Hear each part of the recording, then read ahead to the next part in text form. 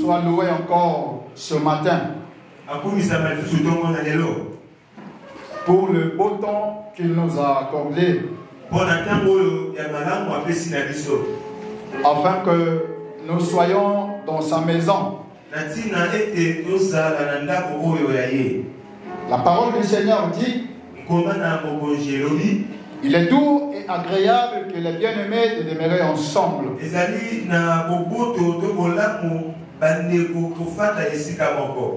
Quand nous sommes réunis pour la gloire du Seigneur, cela est tellement merveilleux. Voilà pourquoi un enfant de Dieu doit être toujours dans la joie. Et importe le moment que tu peux traverser, mais sache que le moment que nous sommes dans la maison de Dieu, où tout est possible pour Dieu. Alléluia. Amen. Donc ne vois pas ton problème comme un problème qui dépasse l'entendement. Devant le Seigneur, ton problème est tellement petit. Parce que auprès du Seigneur, il y a de multiples solutions. Des réponses que tu peux attendre d'avoir dans 2 ans, dans 3 ans ou encore dans 1 semaine, dans 2 semaines. Mais auprès du Seigneur, Dieu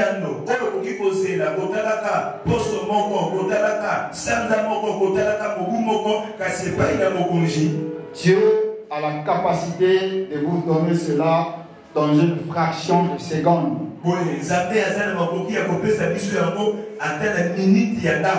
Car la parole de Dieu nous rend témoignage de comment est-ce qu'il a fait avec nos aïeux.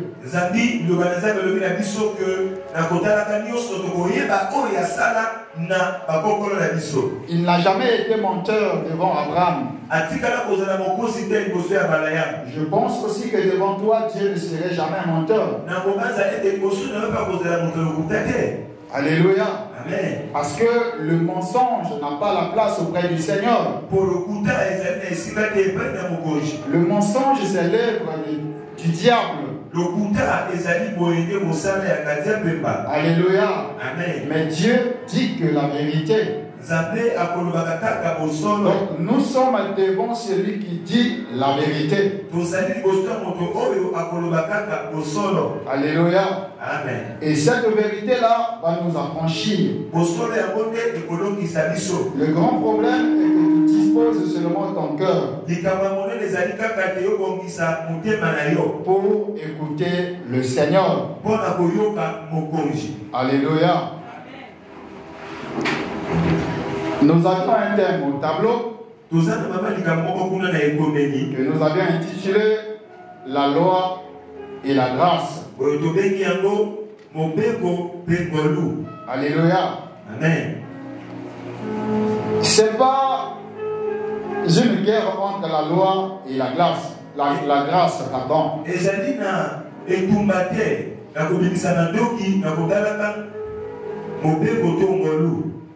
C'est juste un problème de complémentarité. Alléluia. Amen. Parce que la parole du Seigneur ne se contredit pas. Alléluia. Amen. Donc vous voyez, j'ai écrit la loi et la grâce. Peut-être que vous avez dit que est-ce qu'il y a une guerre entre la loi et la grâce? Alléluia. Amen. Il n'y a pas la guerre entre la loi et la grâce. Pour bien comprendre quelque chose, nous allons lire d'abord le livre de Ésaïe, le chapitre 55.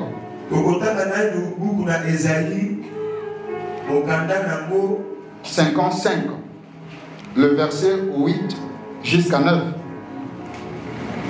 Ésaïe, le chapitre 55. Ésaïe, le chapitre 55, le verset 8 à 9. Amen. J'ai lu la parole du Seigneur. Car mes pensées ne sont pas vos pensées. Et vos voix ne sont pas mes voix, dit l'Éternel. Autant que les cieux sont élevés au-dessus de la terre, autant mes voix sont élevées au-dessus de vos voix. Et mes pensées au-dessus de vos pensées. Amen. Amen. Ça, c'est le prophète Isaïe qui parle. Avant de comprendre la parole de Dieu, nous devions faire l'effort de comprendre cet passage. La parole de Dieu dit que la pensée de l'Éternel ne sont pas nos pensées. Les voix de l'Éternel ne sont pas aussi nos voix. Alléluia. Amen. Tellement la pensée de l'Éternel est tellement élevée. La Bible ajoute encore, même sa voix est tellement élevée. Alléluia. Amen. Donc si la pensée de l'Éternel est élevée, ça veut dire que nos pensées sont souvent terrestres. Alléluia. Je dis amen. Mais la parole que nous lisons, c'est la parole de Dieu. C'est la pensée de Dieu. Alléluia. Amen. Vous pouvez avoir la pensée dans vos têtes. Mais la pensée qui est dans vos têtes, ce n'est pas la pensée qui est dans la tête du Seigneur. Alléluia. Donc, même la parole du Seigneur qui est la pensée de Dieu, cette pensée pour le découvrir, il faut sonder les Écritures pour découvrir la pensée de Dieu. Alléluia. Amen. Parce que la Bible que vous voyez, il y a ce qu'on appelle par le logos et le réma.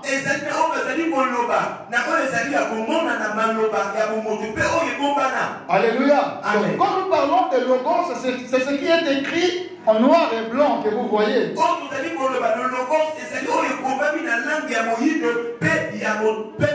Mais le réma, c'est la révélation qui se cache derrière le noir et blanc.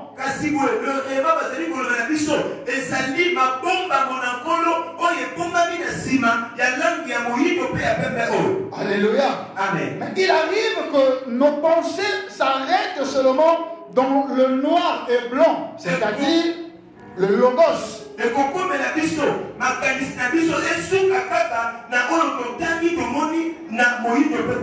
Alors que ce que Dieu veut, que nous quittons le logos, nous rentrons dans le réma.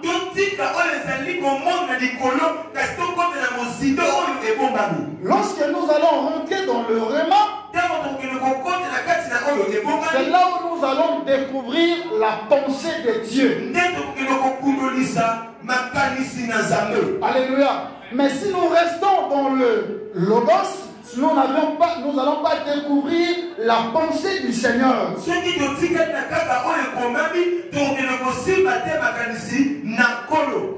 Donc le souhait de Dieu est que nous rentrons dans le réma. C'est-à-dire rentrer dans la révélation. Alléluia. Amen. Dieu peut appeler ce caméra que vous voyez, le caméra. On peut écrire ici caméra. Mais dans la pensée de Dieu,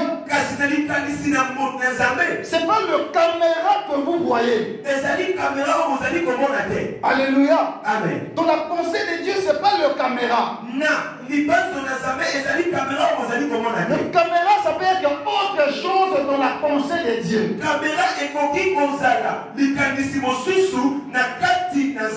Donc un enfant de Dieu doit faire l'effort.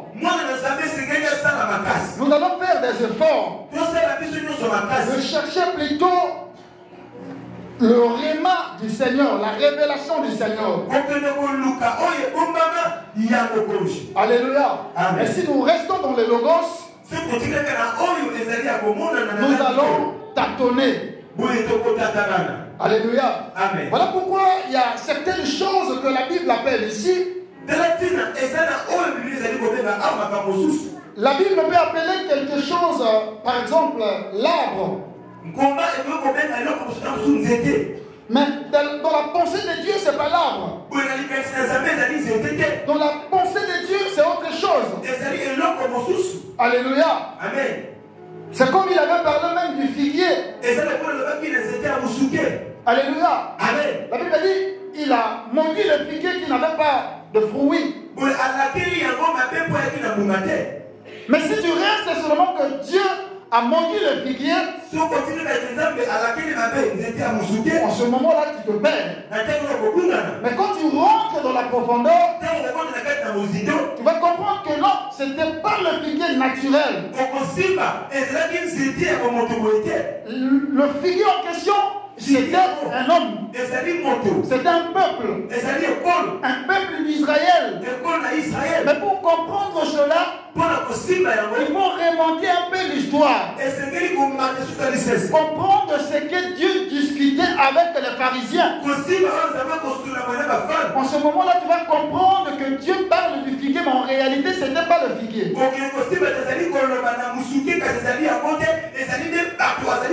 Voilà pourquoi Esaïe nous a dit que les pensées de l'Éternel ne sont pas nos pensées. Alléluia. Amen. C'était juste une parenthèse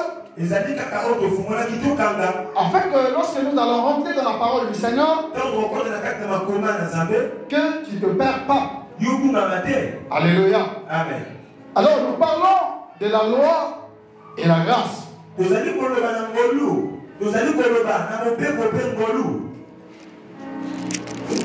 Avant de commencer, pour rentrer dans le vif du sujet, nous allons d'abord prendre la parole dans le livre de Jean.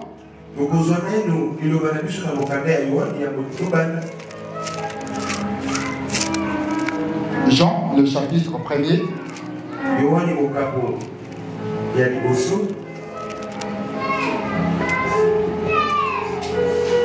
Le verset 16 à 17.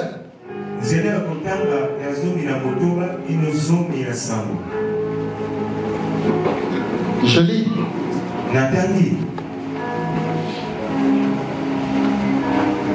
Et nous avions tous reçu de la plénitude et grâce pour grâce.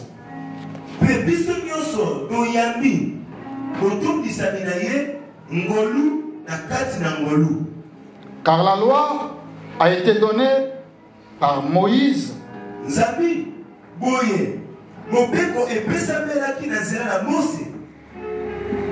La grâce et la vérité sont venues par Jésus-Christ. Nous avions tous reçu de la plénitude et grâce pour grâce.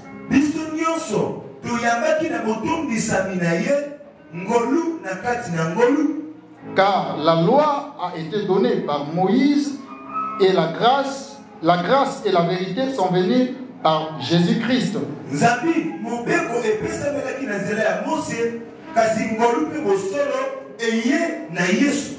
Alléluia. Amen. Applaudissons pour la parole du Seigneur.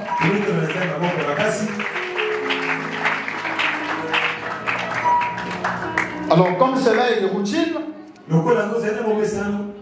je remercie le bon Dieu pour ce moment favorable qu'il m'a donné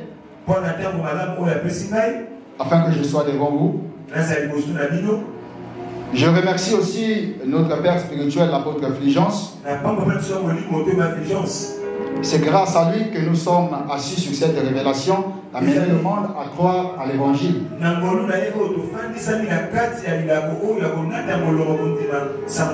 Si nous sommes réunis ainsi, c'est parce que Dieu avait donné la révélation à un homme. Dieu travaille toujours avec les hommes. Alléluia. Amen. Je remercie aussi l'évêque, notre berger, pour aussi l'opportunité de ce qu'il a accepté que je sois devant vous. Que le Seigneur soit loué. Nous venons de lire quelque chose de très important. Quelque chose de très merveilleux.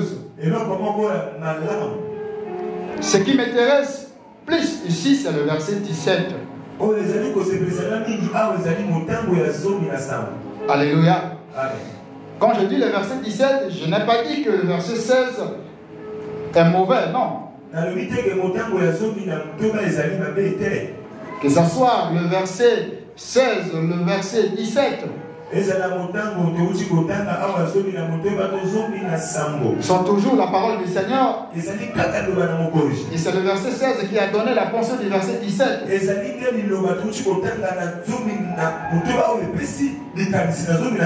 Alléluia. Amen. La Bible dit que la loi a été donnée par Moïse.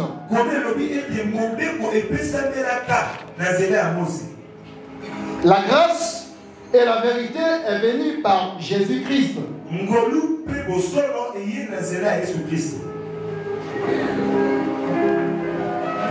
Il apparaît, c'est comme s'il y a une contradiction.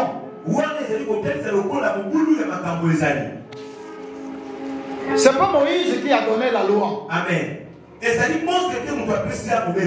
Alléluia. Amen. C'est pas Moïse qui avait donné la loi. C'est ce qui est dit même dans la parole du Seigneur. Quelque part, il est dit que c'est Dieu qui avait donné la loi à Moïse.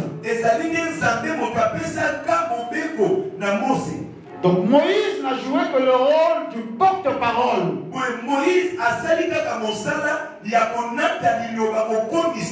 Pour faire parvenir la loi auprès du peuple. Moïse n'a rien inventé. Moïse n'a rien inventé de lui-même. Dieu lui a fixé un rendez-vous sur la montagne pour aller recevoir les tables de la loi. Après que Moïse a reçu cela, il est venu auprès du Seigneur. Il a transmis cela auprès du peuple. Amen. Amen. Afin que le peuple marche selon la loi.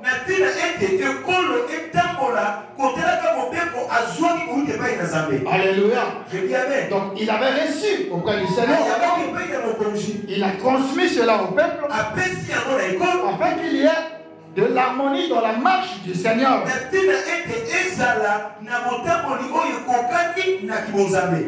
Mais cette loi n'était pas dans la totalité des choses. Alléluia. Amen. Parce que Dieu, dans le premier plan, quand il a créé Adam et Ève, le premier plan a été échoué. Il a fallu que Dieu puisse opter le deuxième plan. C'est-à-dire le plan B. Bien que le premier plan a été échoué,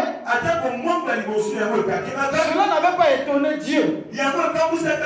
Dieu savait toujours que ce plan allait échouer.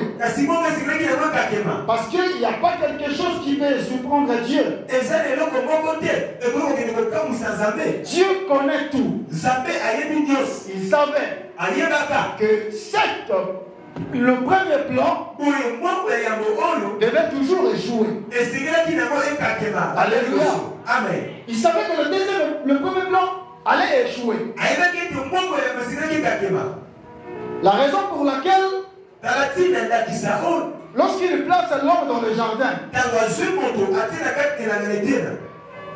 au milieu de l'arbre de la connaissance du bien et du mal,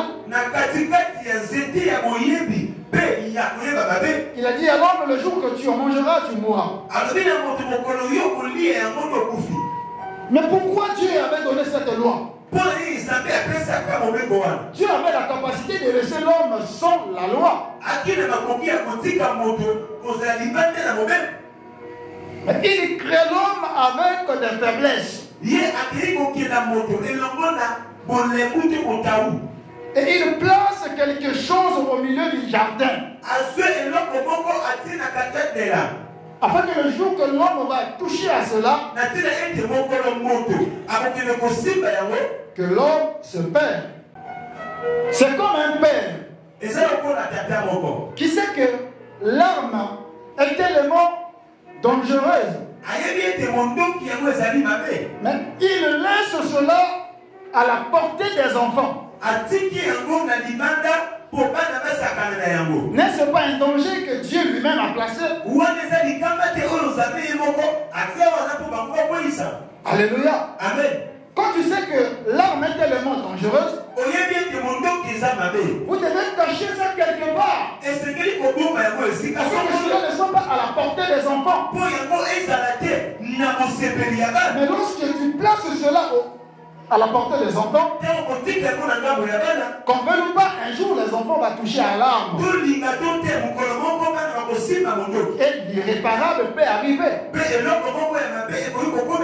C'est ce que Dieu avait fait dans le jardin d'Éden. Il savait que le danger était sur l'arbre. Mais il place cela quand même devant l'homme. Tout ça, c'est pourquoi? C'est parce que Dieu avait toujours un plan. Alléluia. Je dis amen. Il avait toujours un plan. Il avait toujours un plan qu'il avait préparé avec l'homme.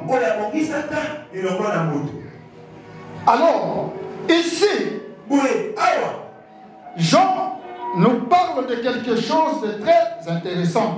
Il dit, car la loi a été donnée par Moïse.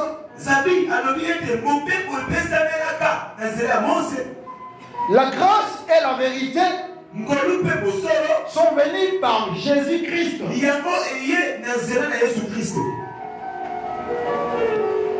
Mais en réalité,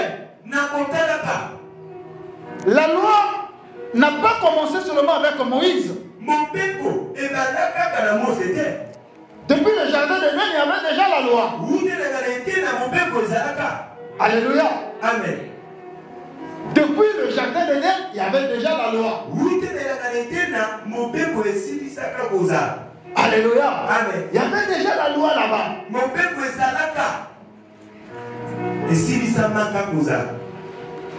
Si nous pouvons aussi aller plus loin, nous pouvons aussi dire, le sacerdoce aussi a commencé depuis le jardin d'Éden. Parce que c'est là-bas aussi que l'animal a été tué. Amen. Où on avait pris la peau pour couvrir la nudité de l'homme. En d'autres termes, pour couvrir le péché de l'homme. Ça veut dire que le sang a commencé à couler depuis le jardin d'Éden.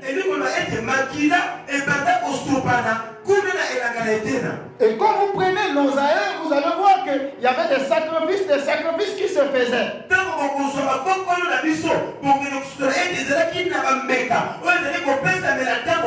Chacun avait la possibilité de faire cela à sa manière.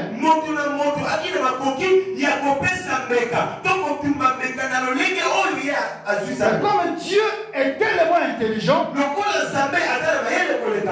il voulait que les choses maintenant dans l'ordre. Il y avait déjà le sacerdoce qui se faisait.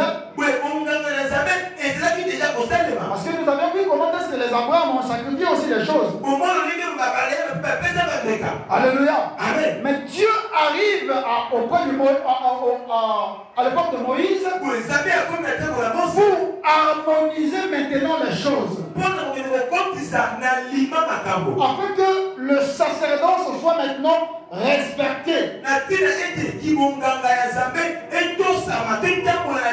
Mais avant d'y arriver à Moïse, il choisit d'abord un homme. L'homme qu'on appelle Abraham. Il sort Abraham dans son pays, dans sa famille. Il fait de l'Abraham un patriarche. Alléluia. Amen. Abraham devient un patriarche avec les clauses que le Seigneur a signées avec lui. Il dit, je ferai de toi le père des multitudes. Alors qu'avant Abraham, il y avait déjà des gens qui habitaient sur terre. Mais arrivé à Abraham, Dieu voulait faire une particularité à Abraham. Alléluia. Amen. Tout ça parce qu'il avait un plan dans sa pensée. Le plan qu'il savait qu'un jour il devait visiter la terre. Mais comme moi je suis Dieu, je ne peux pas venir visiter la terre de façon extraordinaire. Je dois venir de façon ordinaire. Mais comme je suis Dieu, je dois choisir quand même une lignée. Voilà pourquoi il commence par Abraham. Avec toutes les clauses qu'il a signées avec Abraham. Je ferai de toi une grande nation. Il a parlé à Abraham tout ce que vous connaissez. Jusqu'à ce que Abraham, qui avait reçu la révélation auprès du Seigneur, avait même des difficultés. C'est pour créer. Abraham avait la difficulté pour créer, pour mettre au monde. Amen. Alléluia. Amen. Il avait des difficultés. Il a commencé même à douter de la révélation de Dieu. Mais tellement que Dieu ne ment pas, la finalité que Dieu a concrétisé ce qu'il avait dit à Abraham. Alléluia. Amen. Il a concrétisé cela. L'enfant de la promesse vient. Isaac. Isaac est né. Mais avant Isaac, il y avait aussi Ismaël, qui était l'enfant d'Abraham. Ismaël était un enfant d'Abraham. Mais la promesse ne reposait pas sur Ismaël.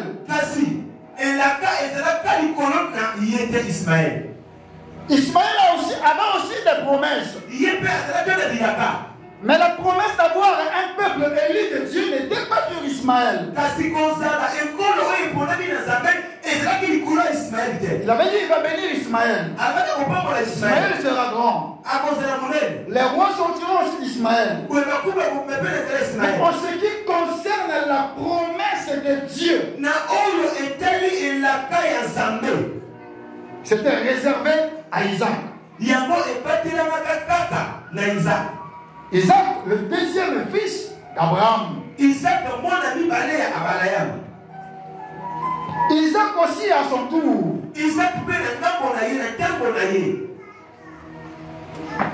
Il avait pris aussi une femme où il devait continuer aussi la lignée. Mais avant d'aborder d'abord Isaac, une précision de taille. Dieu avait dit à Abraham, un jour, ta postérité vont séjourner dans un pays étranger. Amen. On primera sur eux pendant 4 siècles. Et moi, Dieu, je vais venir le libérer. Alléluia. Amen. Il parle de 4 siècles. Alors Isaac aussi à son tour. Malgré la difficulté de la femme de procréer aussi, Isaac aussi met au monde deux fils, Jacob et Esaü. Vous connaissez bien l'histoire de Jacob et Esaü.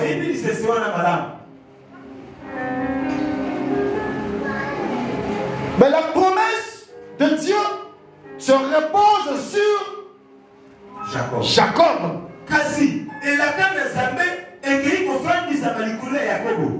Deuxième fils. Dieu travaille toujours avec les chiffres. C'est pas pour rien qu'il établit ces choses, les chiffres là. C'est le deuxième fils qui avait de la promesse. Si vous allez encore plus loin en arrière, avec Caïn et Abel, Caïn aussi était le premier fils. Mais l'offrande qui a été agréée, c'était l'offrande d'Abel. Le deuxième fils. Alléluia. Amen. Qu'est-ce qui se cache derrière le chiffre 2? Si vous parcourez la Bible, vous allez voir même l'histoire de Tamar. L'histoire de Tamar, si vous pouvez lire ça, c'est dans le livre de Genèse, le chapitre 38. Le verset 26 à 30. Comme Tamar était enceinte, un jour, elle était prête à mettre au monde. Elle est allée à l'hôpital. Quelque chose d'extraordinaire s'est passé à l'hôpital. Devant la sage-femme. La Bible dit qu'elle avait les jumeaux qui étaient dans son ventre. L'un des jumeaux avait sorti le bras. Et on lui a attaché un fil de cramoisi couleur rouge.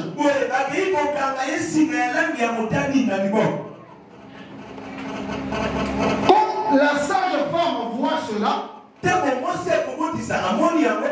cela a étonné la sage-femme. La sage-femme, lorsqu'elle a vu le bras de l'enfant sortir, la sage a dit, celui-ci est le premier.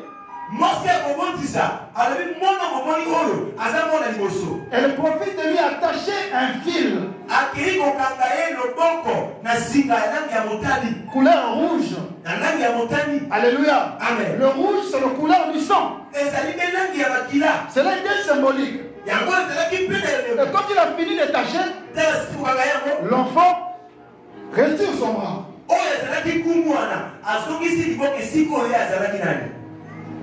C'est-à-dire, le bras est réparti encore dans le ventre. L'autre fils est sorti. Celui qui est sorti La sage femme, quand elle voit l'enfant sortir, elle était étonnée. Elle était tellement étonnée. Automatiquement, la sage lui appelait la brèche.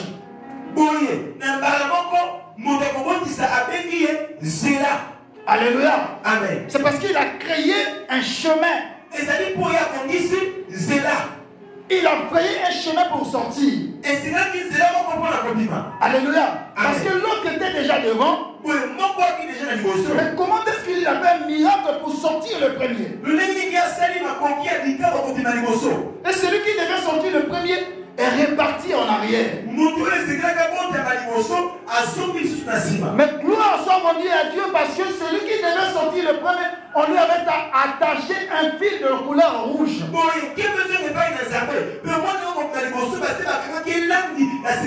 Symbole de sang. L'image de la rédemption. Alléluia. Amen. Par là, nous comprenons déjà que les deux enfants, les deux fils, c'était déjà l'image de l'Église et l'image d'Israël.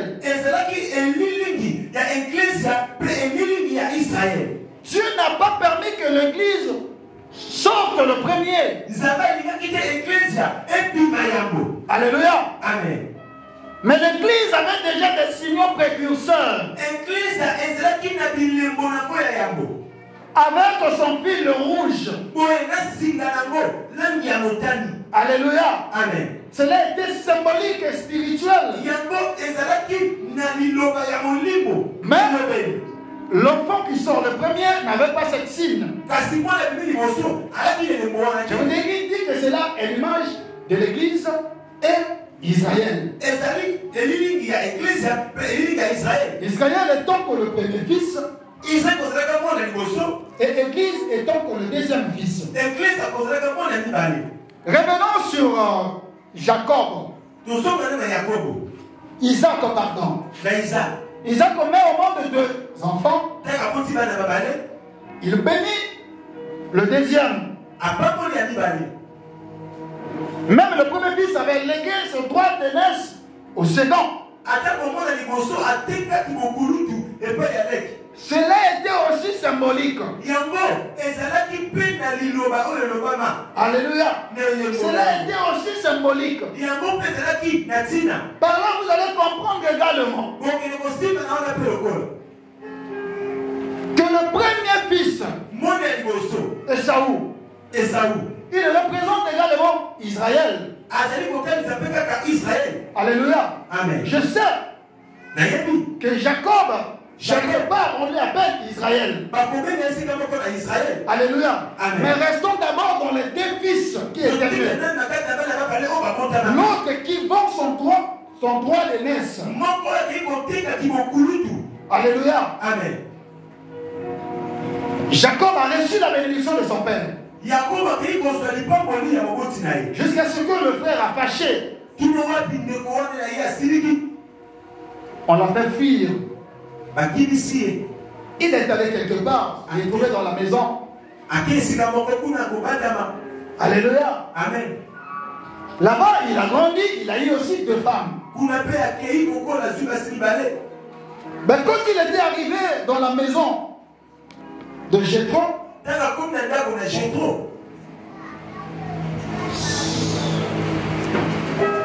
elle y travaillait. Elle y travaillait. Elle y travaillait. Laban, c'est Laban.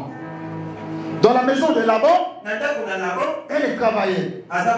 Jusqu'à ce qu'elle a aimé une fille de Laban. Qui était Rachel. Laban a dit qu'il a travaillé 7 ans pour avoir Rachel. Il a travaillé 7 ans. Au lieu de lui donner Rachel, on lui donne Léa. La première fille de Laban. Laban dit que, bon écoutez, tu avais travaillé pour Rachel, mais la loi dit que chez nous, la cadette ne peut pas se marier au premier. C'est d'abord l'aîné.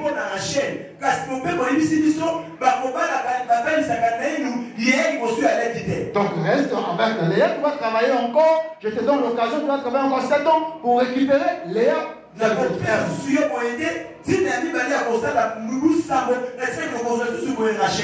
Elle travaille encore 7 ans. Elle récupère Rachel.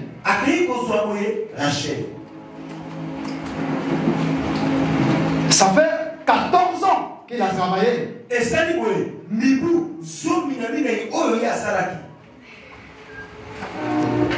Elle prend ses femmes. Elle a commencé à mettre au monde. Le premier fils, Ruben, Siméon, Lévi et Juda. L'autre aussi, dans son côté, elle commence à mettre au monde.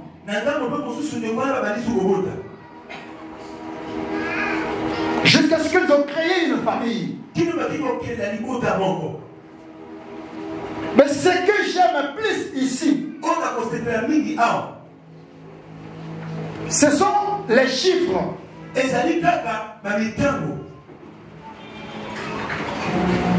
Quand Dieu parle à Moïse, il n'avait rien caché à Moïse. Même lorsque Jacob commence à bénir ses enfants, au 4e fils, il dit, Juda est un jeune lion. Alléluia. Amen. Il parle que Juda est un jeune lion. Oh, le lion était le symbole de la royauté. Ça veut dire que la royauté devait passer au travers de Juda. Donc, Lévi qui était le 3e fils, pour eux c'était le sacerdoce. Alléluia. Amen. Donc par là vous allez comprendre que ce soit la royauté et le sacerdoce marchent toujours ensemble.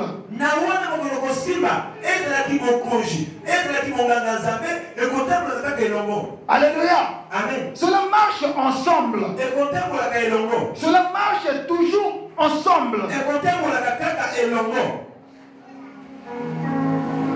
On ne peut pas parler du sacerdoce sans pourtant qu'il y ait la royauté. Vous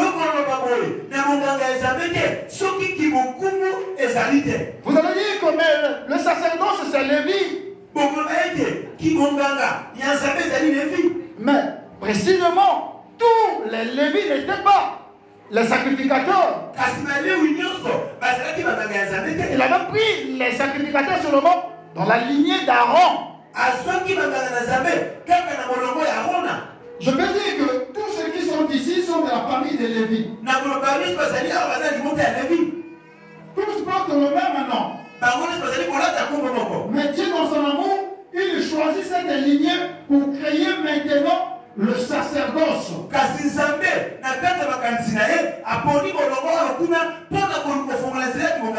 famille d'Aaron. Donc c'était la famille d'Aaron qui officiait, qui travaillait dans la maison de l'Éternel. Alléluia. Amen. Il travaillait pour Dieu. Alléluia. Amen. Il exerçait le ministère du sacerdoce.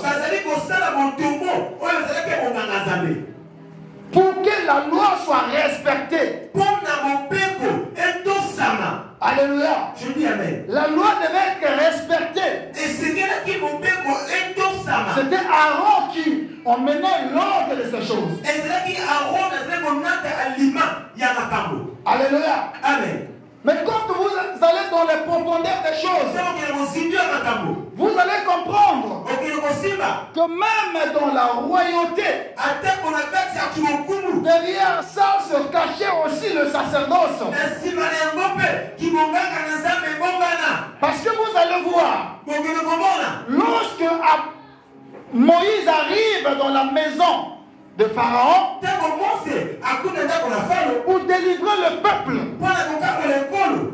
La première des choses que Moïse avait faites, il parle au peuple de tuer un animal. C'est fort.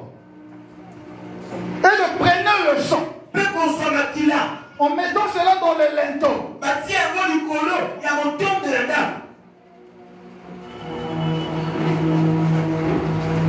Alors que Moïse est de la famille de Lévi aussi. Moïse aussi est de la famille de Lévi. Mais quelque part dans la Bible, on appelle aussi Moïse roi. Je crois que c'est dans le livre des Nombres, si je ne me trompe pas. On dit que Moïse était un roi. Mais on n'a jamais vu là où il y avait le royaume de Moïse. Mais la Bible lui appelle le roi. Pourquoi la Bible lui appelle le roi? Parce que le roi, selon la pensée de Dieu, c'est pas seulement ce qui trône. C'est pas seulement être sur le trône. Mais dans la pensée de Dieu, un roi est un combattant, est un guerrier. Ça, c'est dans la pensée du Seigneur. Donc, si on appelle Moïse roi, donc Dieu lui appelle le roi parce qu'il était un combattant. Alléluia. Voilà pourquoi je vous ai dit que le sacerdoce marchait avec la royauté. Bien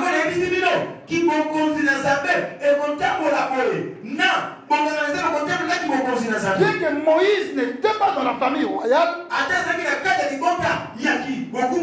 il était dans la famille de Lévi. Mais comme il était combattant, on a trouvé en lui la portion de la royauté. Alléluia. On a trouvé cette portion-là à cause parce qu'il était combattant. Alléluia. Donc, le peuple d'Israël marchait avec la loi. Mais cette loi n'était que l'ombre des choses à venir. Dieu savait qu'un jour il allait venir. Alléluia. Amen. Cela n'était pas la réalité, encore la totalité des choses. Alléluia. Amen. Cela était dans l'imperfection. Donc Dieu crée la famille royale. C'est-à-dire le quatrième fils de Jacob. C'est-à-dire Judas. Cette lignée-là, c'est le lignée que les rois devaient sortir. Alléluia. C'est à partir de là que vous allez voir que David aussi était un roi. Parce que David était dans la famille de Lévi. Alléluia. Et David également a fait cela. L'œuvre du sacerdoce. Vous allez voir quelque part. Il est entré dans la maison, dans le temple. Il a mangé le pain de proposition. Il n'a pas été tué. Alors que cela était réservé uniquement aux sacrificateurs.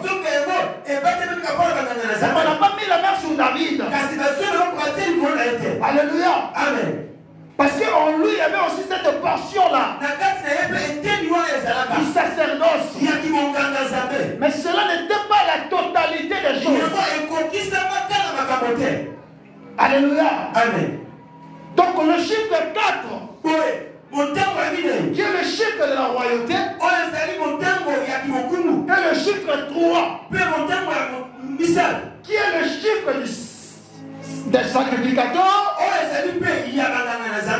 Si vous faisiez 4 fois 3, ceux qui vont faire 4 fois 3, vous allez retrouver 12. l'homme 12, là vous allez voir que l'homme 12 tribus d'Israël est là. Ces choses-là n'étaient pas au hasard. Alléluia. Amen. Donc 12, 4 fois 3, ça fait 12. 4 fois 3 est compris, ça fait 12. Alléluia. C'est-à-dire le 12 tribus d'Israël. Donc Dieu aussi dans son plan, il voulait maintenant incarner toutes ces choses en lui. Alléluia. Il voulait incarner toutes ces choses en lui. La raison pour laquelle il avait choisi les 12 apôtres. C'est pas pour rien. C'était pour montrer aussi que lui étant que Dieu, il était également le roi et le sacrificateur. Mais le sacrificateur non selon l'ordre d'Aaron, selon l'ordre de Melchisedec. Celui qui n'avait ni père ni mère. Alléluia. Amen. Donc lui il avait une portion tellement élevée. Mais pour venir au monde, il devait d'abord respecter cette lignée. Son père s'appelle Joseph. Sa maman était Marie. C'est ce que la Bible nous dit. Malgré que vous allez dire que c'était le Saint-Esprit. Mais restons d'abord dans cette lignée. C'était Joseph son père. Et Marie sa mère. Vous allez voir que Joseph était de la tribu de Juda. Et Marie était de la tribu de Lévi. Alléluia. Amen. Vous allez voir que le 4 fois 3 nous donne encore 12. Alléluia. Amen. Comprenez quelque chose. Moïse a fait 40 ans dans la maison de Pharaon. 40 ans dans le désert en train de perdre le troupeau de Jéthro. 40 ans. 40 ans dans le désert. Donc le chiffre 4. Et lorsque vous calculez cela, ça vous donne l'âge de Moïse. Ça vous donne 120 ans de Moïse. Mais si vous repartez en arrière, les 40 ans dans le désert, les 40 ans dans la maison de Pharaon, les 40 ans en train de perdre le troupeau, ça vous donne 40 ans. Ça veut dire que le 3 fois 4 nous donne 12. Donc lui aussi il incarnait. Mais toutes ces choses n'est que l'ombre. Mais pourquoi maintenant le deuxième fils avait toujours la possibilité de prendre le dessus? C'est parce que Dieu savait qu'un jour Israël va renier le Seigneur. Alléluia. Mais je dois récupérer le deuxième fils qui est l'Église. Alléluia. Je sais que c'est fort. Vous allez... Non, ils vont s'habituer à embrayer les eaux. La nourriture fait le mot solide. D'accord. Vous allez voir, lorsque Joseph emmène les 2 fils qu'il avait mis au monde en Égypte, Jacob était avancé en âge. Il ne voyait plus. Mais quand Joseph amène les 2 fils, Jacob lui a posé la question. Qui sont-ils? Il dit, ce sont mes 2 fils que j'ai eus ici. Alors, la Bible dit que Manassé était à droite. Et Ephraïm était à gauche. Parce que la bénédiction devait d'abord passer par la droite. Ensuite la main gauche. Mais Jacob dans la révélation. Là, Jacob ne voyait pas. Qu'est-ce qu'il fait? Il croise les bras. La main droite est passée dans la main gauche. Et la main gauche est passée dans la main droite. Alléluia. Amen. Et cela forme automatiquement la croix. Cela n'était pas au hasard. Et pourquoi Dieu inverse ces choses? Alors que Jacob ne le voyait pas. Joseph vient. Il dit, papa, qu'est-ce que tu es en train de faire? D'abord, Manassé. Il reste calme, Joseph. Je ne sais pas ce que je suis en train de faire. Je sais que Manassé sera aussi béni. La grande bénédiction doit d'abord passer par Ephraïm. Parce que Ephraïm représente l'église.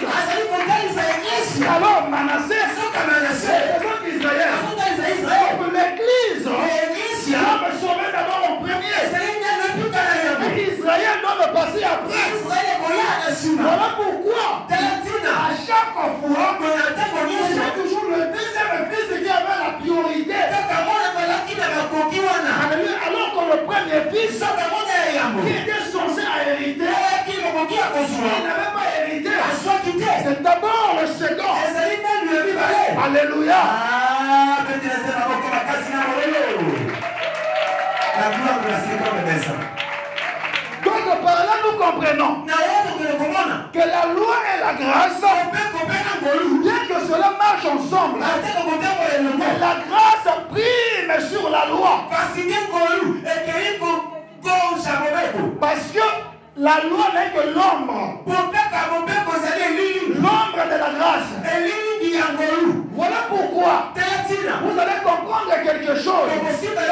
Que l'ombre en réalité n'est pas la vérité. N'est que la réalité. Mais cela n'est pas la vérité. Vous ne pouvez pas mesurer la taille d'une personne par son ombre. Ça se passe pas. Donc Israël était resté plus sur l'ombre. Alléluia. Amen. C'est-à-dire la loi. Alléluia. Amen. Écoutez-moi bien. Si vous avez besoin d'une personne, vous savez que non, à 12 heures, je vais rendez-vous avec une personne. La personne arrive déjà au portail. Il vient. Il a franchi le portail. Dans son ombre, il va passer en premier. Lorsque tu vas voir son ombre, tu vas dire, la personne arrive. Mais avant que la personne physique soit là, c'est d'abord son ombre. C'est d'abord son ombre qui va passer. En ce moment-là, tu ne peux pas appuyer seulement au ombre. Tu n'as pas besoin de son ombre, mais tu as besoin de sa personne. Alléluia. Israël n'avait pas compris cette chose. Il était appuyé seulement à l'ombre. Voilà pourquoi quand Jésus vient, lui qui était le véritable, lui qui était la lumière, alléluia. Amen. Parce que pour qu'il y ait l'ombre, il faudrait qu'il y ait la lumière. C'est la lumière qui crée l'ombre. S'il n'y a pas la lumière, l'ombre ne serait pas. Alléluia.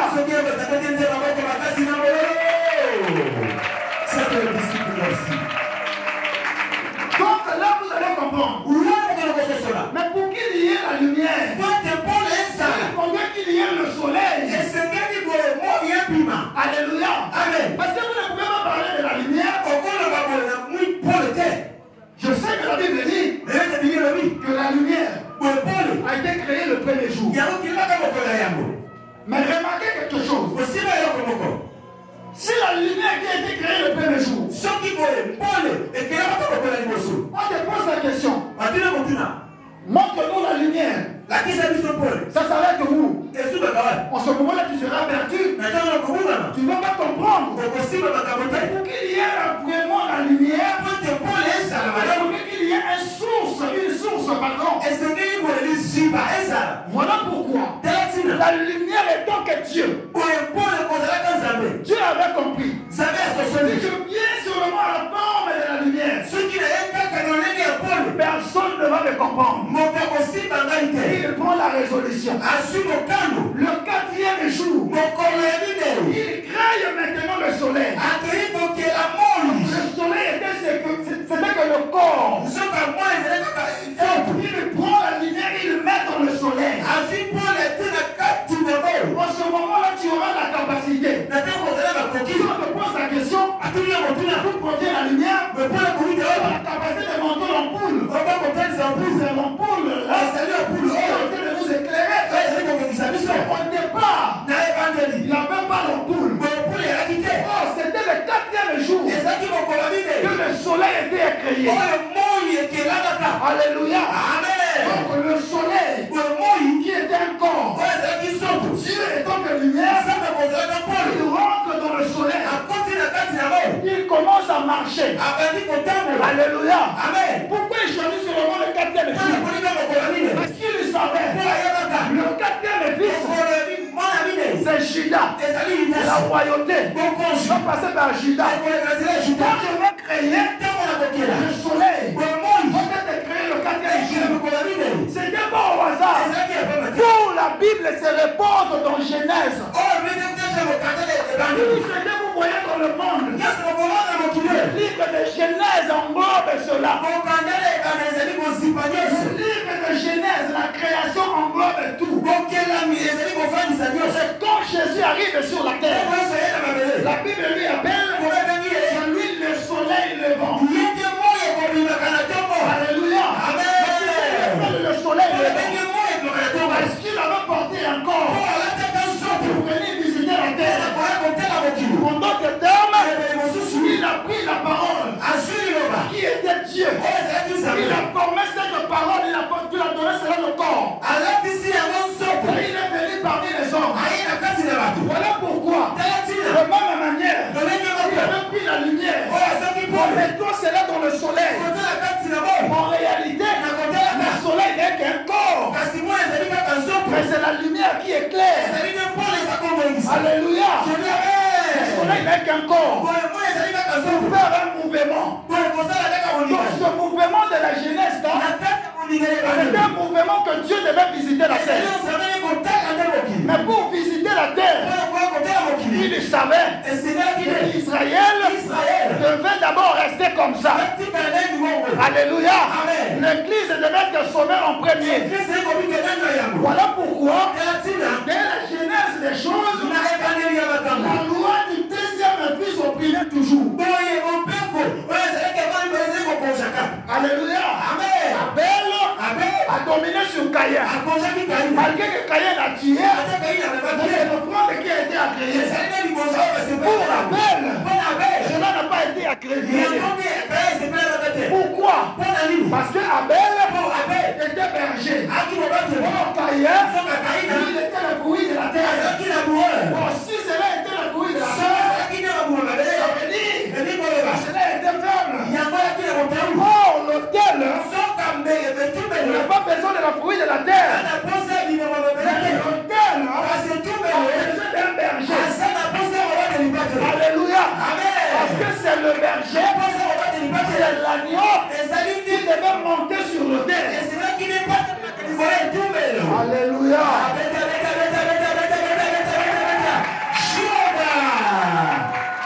C'est bien.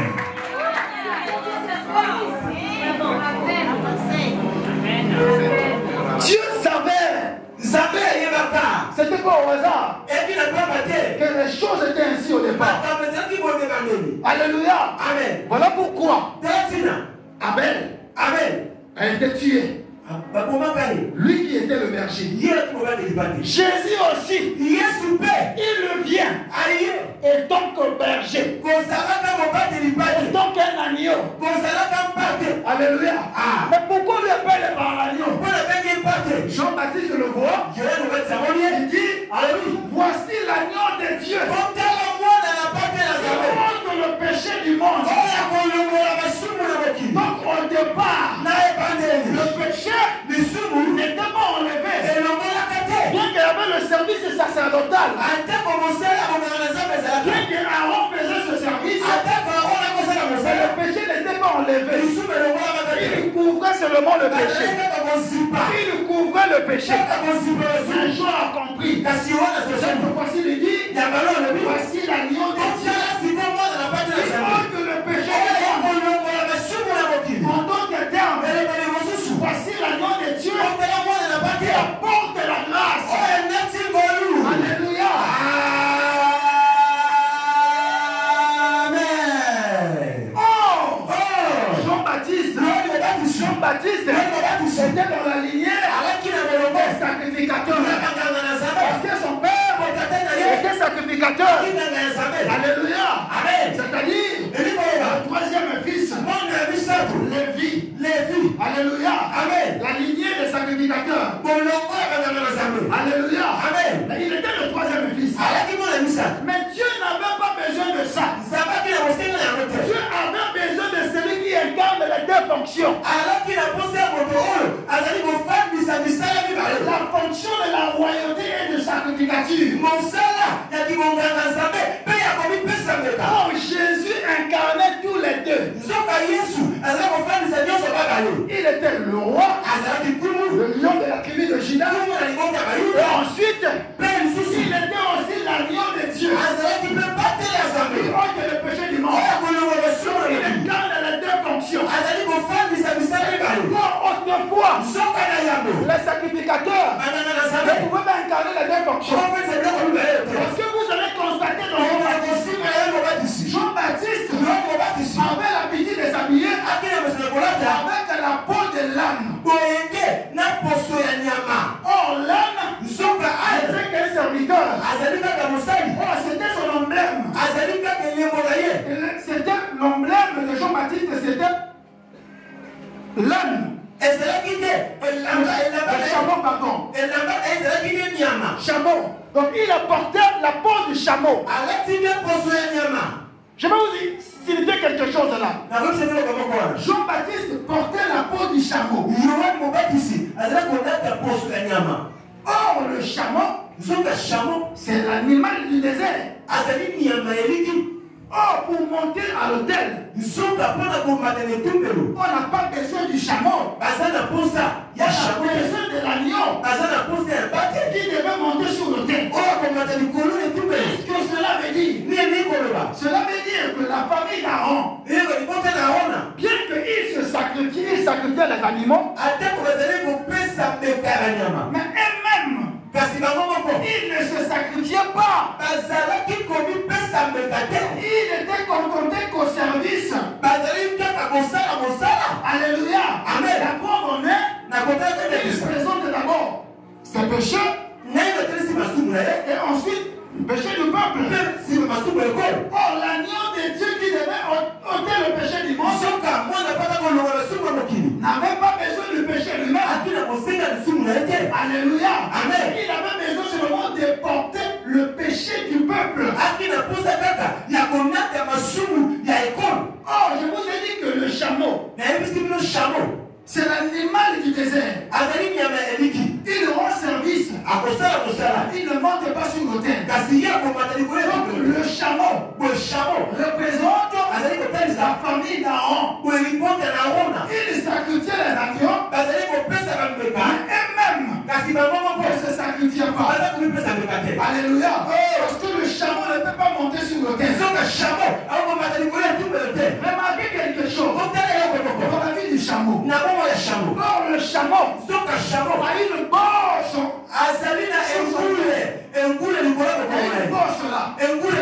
Cette bosse là c'est quoi? C'est la graisse. Alléluia. Amen. Cela est la graisse. Parce que pour marcher dans le désert, il faut dire que l'agneau puisse avoir de l'eau. Le chameau puisse avoir de l'eau. Mais le chameau ne peut pas contenir beaucoup de l'eau. Alléluia. Amen. La raison pour laquelle il avait cette graisse-là, lorsque l'eau va finir dans son corps, cette graisse-là va se liquéfier pour lui donner de la force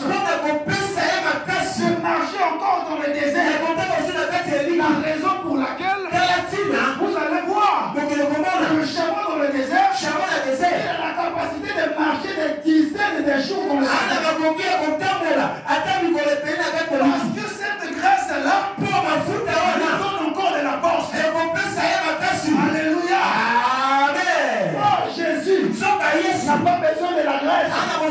Alléluia. Alléluia.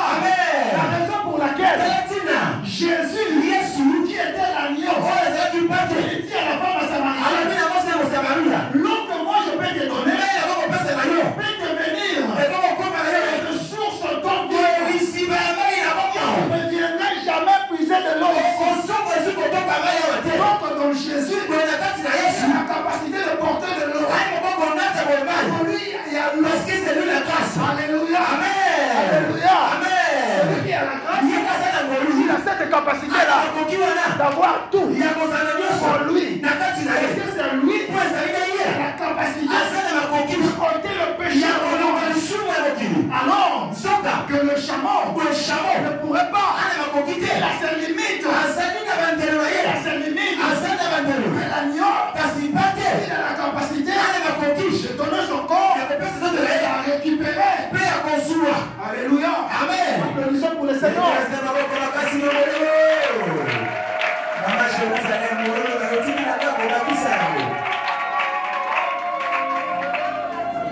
Voilà pourquoi, bien que le sacrificateur pouvait faire quelque chose, il ne pouvait pas faire cela à 100%.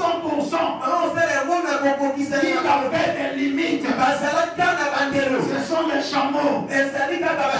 Voilà pourquoi Jean-Baptiste, qui était le dernier prophète de l'Ancien Testament, malgré que son histoire est écrite dans le Nouveau Testament, il était le dernier prophète de l'Ancien Testament. Alléluia. Amen. Voilà pourquoi il s'habillait en peau du chameau. Pour comprendre bien que je suis le sacrificateur, mais j'ai des limites. Lui au moins il a reconnu. Lorsqu'il voit le Seigneur, il dit voici maintenant l'agneau de Dieu qui ôte le péché du monde. Moi Jean-Baptiste, je peux faire le service, je n'aurai pas la capacité d'enlever les péchés. Voilà pourquoi il dit il n'a pas la capacité de ôter même les péchés. C'est fort. Celui qui peut apporter la grâce véritable, ce n'est que Dieu. Mais cette grâce, des personnes qui ont reçu cela le premier,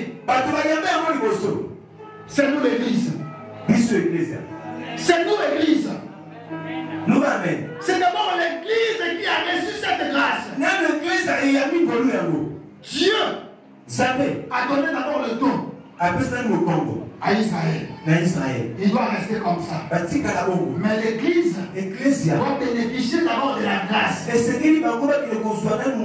Alléluia. Amen. Alléluia. Amen. Voilà pourquoi il parlait en parabole. Alléluia. Amen. Et quand Dieu parle devant les gens en parabole, c'est une façon de les aveugler. Les disciples ont posé la question. Mais pourquoi tu parles avec eux en parabole? Il dit, pour vous, le mystère de Dieu vous a été donné. Mais pour eux, cela ne leur a pas donné d'abord. C'est d'abord vous. Voilà pourquoi il est arrivé chez les siens. Les siens ne l'ont point reçu. Alléluia. Amen. Mais si les siens ne l'ont point reçu, qu'est-ce qu'il va faire?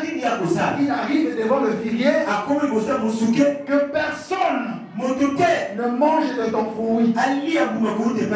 Alléluia. Amen. Je vous ai dit que le figuier représente Israël. Alléluia. Amen. Le figuier représente la loi. Alléluia. Amen. Représente la loi. Représente Israël. Voilà pourquoi ils ont désobéi à Dieu. L'homme est dans le jardin. Quand il a péché, premier réflexe, il prend les feuilles de figuier. Il attache pour couvrir son nudité. Alléluia. Amen. Qui était le symbole du péché. Oh, cela était déjà l'image d'Israël. Il devait être aveuglé jusqu'à ce que l'église soit d'abord sauvée. Mais qu'est-ce qu'il a fait? Qu'Israël reste dans cet état. Qu'Israël ne porte pas de fruits. Parce que le figuier porte des fruits. Le fruit qu'on appelle la figue. Or la figue, quand vous mangez cela, cela donne de la douceur. Douceur. Alléluia. Amen. Donc Israël avait manqué de la douceur. Alléluia. Amen. Donc comme Israël a manqué de la douceur, devant son créateur, qu'est-ce qu'il fait? Il maudit Israël. Alléluia. Amen. Il maudit Israël. Il dit que personne ne mange de ton fruit. Je ne sais pas comme Israël. Je sais que c'est notre horloge. Mais qu'on veuille ou pas, c'était le plan de Dieu. Israël devait d'abord rester comme ça. Alléluia. Amen. Aujourd'hui, vous voyez Israël. Ils ont été de frapper Gaza. Ils ont été de frapper même le Liban. Il donne les instructions même à Iran. Il dit si tu bouges encore, je vais te frapper aussi. Il n'écoute personne Israël. C'est encore de la force. Mais les témoignages de la Bible nous disent qu'un jour, Israël sera encerclé par ses ennemis. Il sera encerclé par ses ennemis jusqu'à ce qu'ils vont pleurer amèrement. Et en ce moment-là, c'est le moment où l'Éternel va venir assommer. Mais pour le moment, Israël, il est encore comme ça. Voilà pourquoi dans l'histoire des figuiers, vous allez voir. Je crois que dans le livre de Marc et Matthieu, l'autre parle que lorsque le Seigneur a maudit le figuier, c'était automatiquement cela était devenu sec. Alléluia. Amen. Mais l'autre aussi parle. Le lendemain, pendant que le Seigneur sortait, Pierre dit à Jésus, voilà le figuier que tu avais maudit est devenu maintenant sec. Donc comme le Seigneur avait maudit le figuier, cela n'était pas encore sec. Alléluia. Donc aujourd'hui, Israël a encore de la force. Il a encore de la force. Il a encore de la force. Mais spirituellement, il était mort. Alléluia. Amen. Spirituellement, il était mort. Voilà pourquoi dans le jardin d'Éden, vous allez voir, Dieu dit si tu manges l'arbre de la connaissance du bien et du mal, automatiquement tu mourras. Quand l'homme a mangé, est-ce qu'il était mort? Non. Donc la mort avait dépassé. C'était d'abord la mort physique et ensuite une mort spirituelle. Donc quand Dieu maudit le figuier, c'est-à-dire Israël, spirituellement, il était déjà mort. Mais physiquement, il est encore en bonne santé, il a encore de la force. Il y aura un moment où sa mort maintenant dessinée, où sa mort sera constatée lorsqu'il sera encerclé par les ennemis. Voilà pourquoi l'église doit frapper la patine, doit aimer Dieu. Parce que nous sommes sauvés par la grâce. Si vous lisez le livre de Romains, le chapitre 11, lisez tout le chapitre, vous allez voir comment est-ce que Dieu est en train de comparer Israël à nous les nations. Là-bas, il utilise le langage de l'olivier naturel et l'olivier sauvage.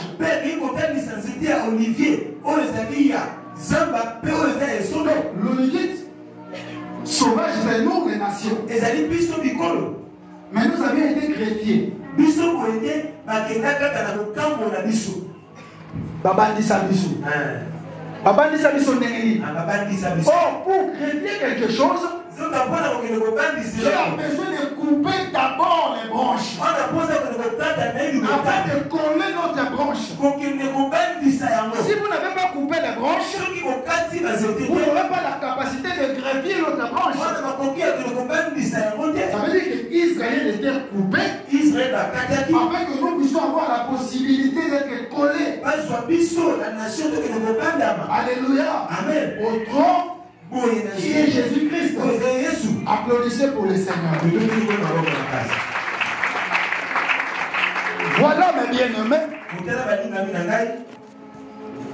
Quand nous parlons de la loi et la grâce, comprenons que la loi que Dieu avait donnée à Israël, c'est parce qu'il avait un plan de venir d'abord sauver l'Église en premier. Voilà pourquoi cette loi qui avait donné à son peuple n'avait pas la capacité d'emmener la perfection dans le monde. C'était juste l'à peu près. C'était juste l'ombre. Pourquoi il devait arrêter cela dans l'ombre? Parce qu'il savait que l'Église devait d'abord être sauvée en premier. Alléluia. Voilà pourquoi lorsqu'ils ont pu le bénir Manassé et Ephraïm, ils croisent les bras, qui forment la croix. Ça veut dire que l'Église, pour qu'il puisse bénéficier de la grâce, tout devait passer par la croix. Alléluia. Amen. Donc, en d'autres termes, on peut dire que Ephraïm représentait le Christ, qui avait la possibilité de soulever la croix. Il rentre dans Jérusalem avec la joie parce qu'il était béni. Mais quand il sort, c'était les pleurs. Il avait la croix. Alléluia. Amen. Que le Seigneur nous bénisse. Ferme les yeux. Je dois pouvoir rendre grâce au Seigneur. Seigneur, je te rends grâce, honneur et louange, tout en comprenant ce mystère que tu nous as sauvés par grâce. Ce n'est pas nos efforts, mais nous avons reçu la grâce auprès de toi, tu nous as sauvés. Mais cette grâce, Seigneur, au contraire, ne nous donne pas la possibilité de vivre dans le péché. Au contraire, cette grâce doit augmenter la crainte en nous, Seigneur. Parce que si nous comprenons que ton propre peuple que tu as choisi selon le conseil de ta volonté a été retranché, nous qui étions loin de toi, tu nous as appelés auprès de toi. Mais si nous vivons dans le péché, tu es capable de nous sanctionner sévèrement. Alléluia. Alors donne-moi de la force. Donne ma soeur de la force. Donne mes soeurs de la force afin que nous soyons capables de vivre dans la crainte, de vivre dans le tremblement, tout en sachant que le propriétaire de la grâce, il a ouvert les yeux pour nous regarder afin que nous ne soyons pas retranchés. Le premier peuple était retranché à cause de leur désobéissance. Il arrive que nous disons que nous sommes sauvés par grâce, nous faisons du désordre, alors que cette grâce aussi, c'est une piège pour nous. Seigneur, aide-nous. Donne-nous la force de surmonter certaines choses afin que nous ne puissions pas donner le dos à Jésus, mais que nous gardons la foi. Peu importe les problèmes, peu importe ce qui peut nous arriver, les turbulences, Seigneur, que nous gardons la foi, que personne ne nous séduise, que nous soyons un, unis, tous dans un commun accord jusqu'à ce que nous parvenions à l'unité de la foi. Saisis-nous par ta main droite. Malgré la chair, il arrive que nous tombons. Mais Seigneur, par ton amour, par ta grâce, soulève-nous afin que nous continuions la marche avec toi. Au nom du Seigneur Jésus. Au nom du Seigneur Jésus. C'est ainsi que nous venons de prier et nous disons Amen. Amen. Applaudissons pour le Seigneur.